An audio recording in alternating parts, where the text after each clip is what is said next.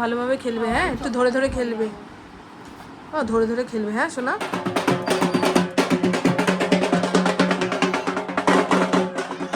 আমার এই শাড়িটা খুব পছন্দ হয়েছে, খুব পছন্দ হয়েছে।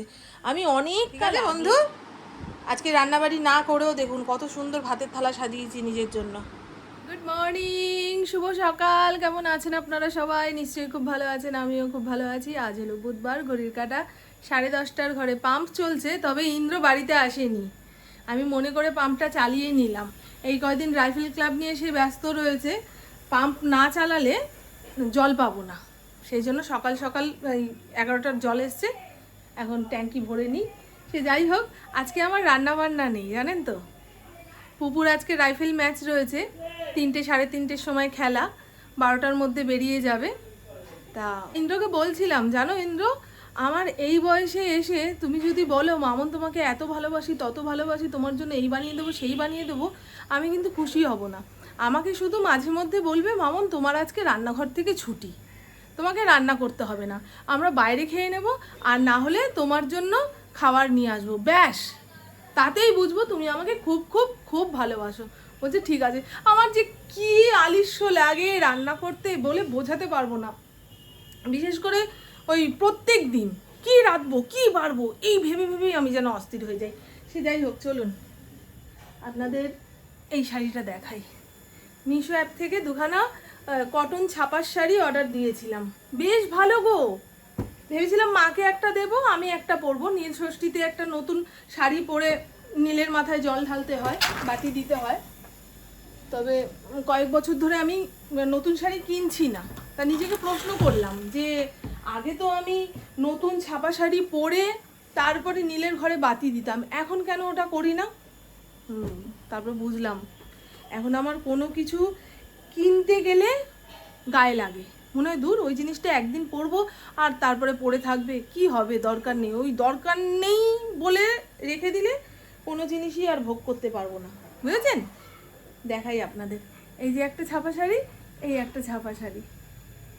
আমার মায়ের জন্য একটা ওই স্টেশন মার্কেট থেকে কিনে এনে দেবো।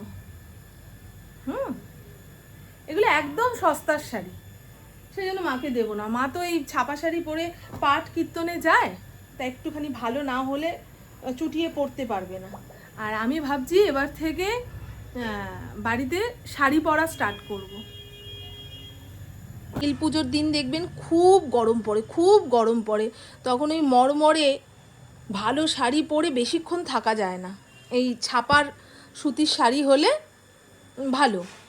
আর এই শাড়িটা কিনেছি, আমাদের নতুন অফিসে ওই অক্ষয় তৃতীয়াতে পুজো হয় তো, সেই দিনও বেশ গরম পড়ে।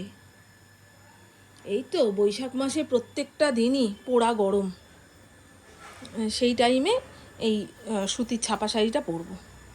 ঠিক আছে না বন্ধু? আমার এই শাড়িটা খুব পছন্দ হয়েছে, খুব পছন্দ হয়েছে।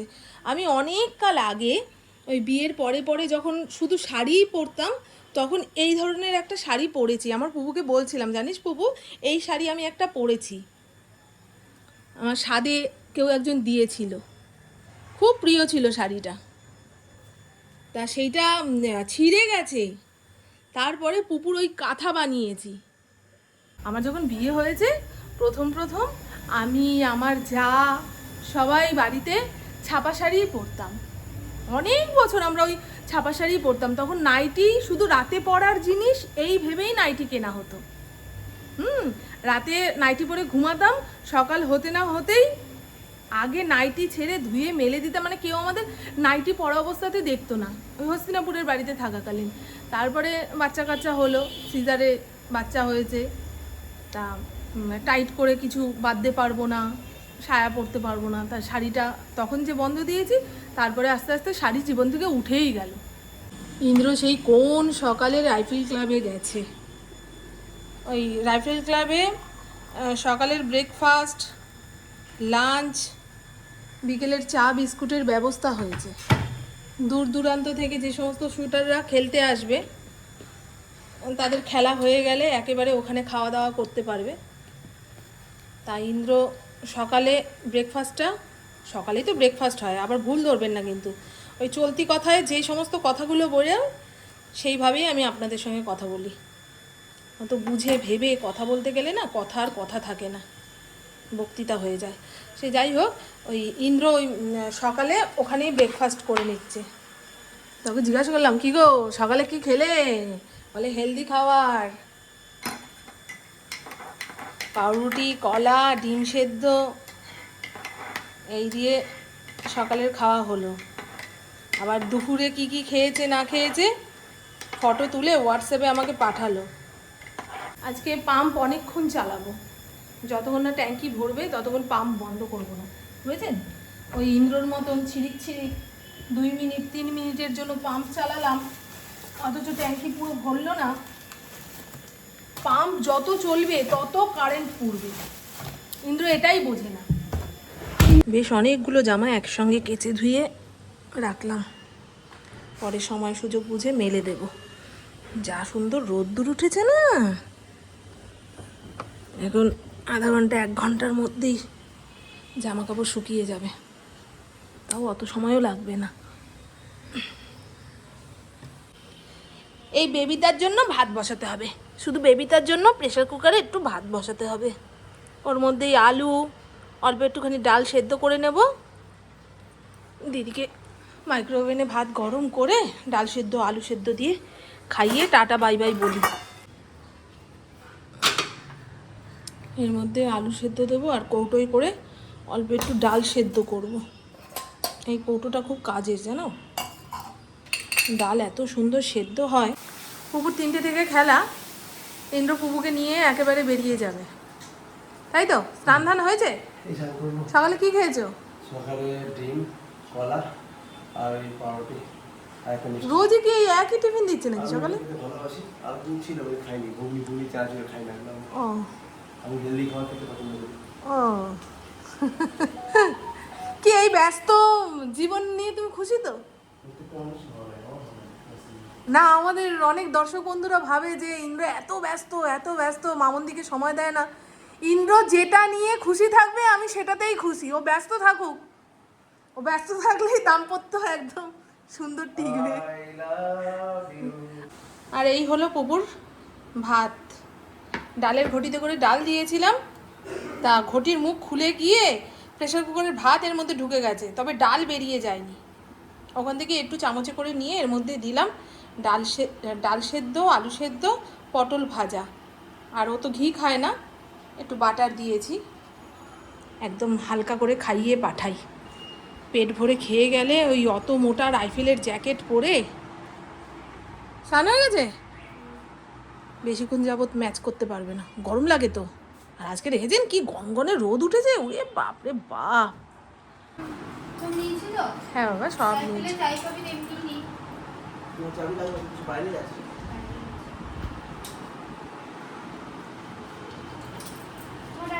হ্যাঁ টাটা বাবা, একদম ধীরে সুস্থে ধৈর্য নিয়ে করে খেলবে, হ্যাঁ কিন্তু টাটা। আমি ভাতের থালা বেরিয়ে নিয়েছি। এই হলো উচ্ছে আলু ভাজা, আলু পটলের তরকারি, মাইক্রোওভেনে গরম করে নিয়েছি। আজকে যে পটল ভেজেছিলাম পুকুকে 2 টুকরো দিয়েছি, আমি 2 টুকরো রেখেছি, আর গন্ধরাজ লেবু। আর এরকম উচ্ছে আলু ভাজার সঙ্গে একটুখানি কাসুন্দি দিয়ে কখনো ভাত মেখে খেয়ে দেখবেন। আবার ফোন করলো কে? চলুন, আজকে রান্নাবাড়ি না করেও দেখুন কত সুন্দর ভাতের থালা সাজিয়েছি নিজের জন্য। কিনে নিয়ে আসলি গ্লুকন্ডি? হ্যাঁ তাই তো, ঘরে তো ছিল না গ্লুকন্ডি।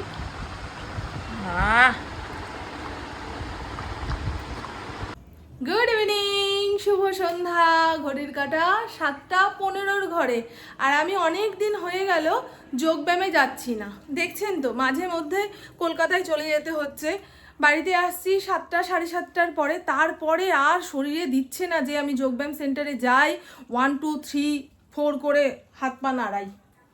আগে ওখানকার সময়টা ছিল 7:30 থেকে, তারপরে হলো 7টা থেকে। 7টা থেকে যোগব্যায়াম শুরু হচ্ছে মানে আমাকে বাড়ি থেকে 6:30টার মধ্যে বেরোতে হবে। আমার সময় নিয়ে একটু গন্ডগোল হচ্ছে। আর পুরীতে যাওয়ার আগ দিয়ে কামাই শুরু হয়েছে, এখনও পর্যন্ত একদিনও যেতে পারলাম না, তাই ওখান থেকে নাম কাটিয়ে দিয়েছি। এখন দেখি সকালের দিকে যদি যোগব্যায়াম সেন্টারের খোঁজ পাই, আমাদের এখানে তো অনেক যোগব্যায়াম সেন্টার রয়েছে, তা সকালের দিকে কোনো যোগব্যায়াম সেন্টার থাকলে সেখানে আমি ভর্তি হব। আর বাড়ির আশেপাশেই ভর্তি হব। এই হলো খবর। এই এত কথা শোনার পরেও আমি জানি আমার কিছু দর্শক বন্ধু এসে কমেন্ট বক্সে কমেন্ট করবেন, তুমি তো কোনো কিছুই এক নাগাড়ে করতে পারো না। মানুষের জীবনটা এইটুকু, সে যদি এক নাগাড়ে একটা কাজ চালিয়েই যায় তাহলে পরিবর্তনের মানেটা কি করে বুঝবে? মানুষের জীবন এতটাই অনিশ্চিত, এখন কি হচ্ছে পরক্ষণে কি হবে তাই জানে না। আমরা এই ভিডিও সোশ্যাল মিডিয়াতে দিতে এখন বুঝে গেছি আমাদের কি ধরনের কমেন্ট আসবে। আমার মনে হয় সব ব্লগাররাই এখন বুঝে গেছে তাদের কি ধরনের কমেন্ট আসতে পারে। দেখুন না, এখন আমার হাঁটতে যাওয়ার জুতো এই জুতোর কবর থেকে বের করতে হবে। এখানে আমার হয়তো 2 পাটি জুতো আছে গুনে গুনে, বাদ বাকি ইন্দ্র আর পুপুর, বুঝেছো তো?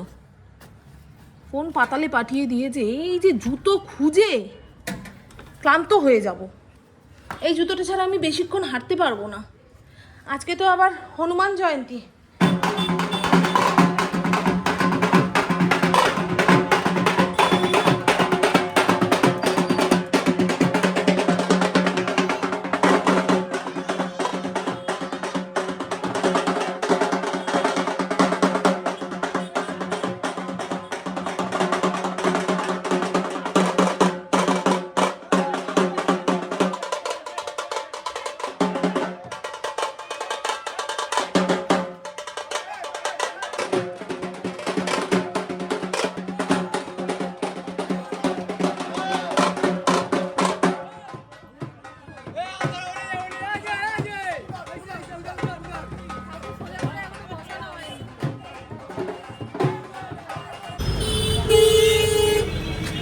এই ভেতরে একটা হনুমানজির পুজো হয়েছে, রাস্তা পার হতে পারলে ঠাকুর দর্শন করতে পারবো। বাবাটার সঙ্গে চলে যাবে। আমি ওনার সঙ্গে সঙ্গে আসলাম। ঠাকুর এসে গেছে? ঠাকুর এসেছে? কখন আসবে? কালকে? ও এখনো চাঁদা কাটা চলছে, চাঁদা কাটা কমপ্লিট না হলে ঠাকুর আসবে না বলে দিয়েছে। রাত্রিরেই আসবে। কালকে আসবে কি? কালকে পুজো, দিনের দিন ঠাকুর এনে কি আর পুজো করা যায়? এই যে কি গাড়ি এখানে, বাচ্চাটাকে দেখো, ঘুরতে বেরিয়েছে। ও মা, এত রেগে যাচ্ছ কেন? কি করেছি? টাটা। আমি হাঁটতে হাঁটতে আমার বাড়ির সামনে যে রাধা বল্লভের মন্দির রয়েছে সেইখানে এসেছি। সন্ধেবেলার নাম সংকীর্তন হচ্ছে।